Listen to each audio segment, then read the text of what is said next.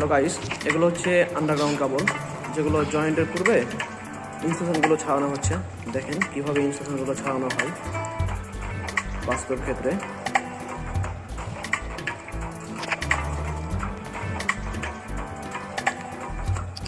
অনেকগুলো লেয়ার থাকে, প্রায় 2-3টা মতো। প্রথমে একটা লেয়ার ছড়ানো হয়ে গেছে, এখন দ্বিতীয় যে টিউবটা সেটা আমরা বের করে ফেলছি।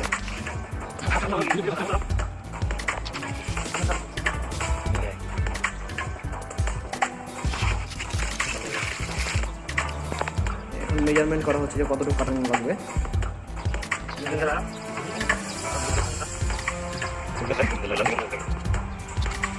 মেজারমেন্ট করে বাকি অংশটুকু এভাবে প্রতিটা অংশে ইনস্ট্রাকশন ছাড়ানো হবে।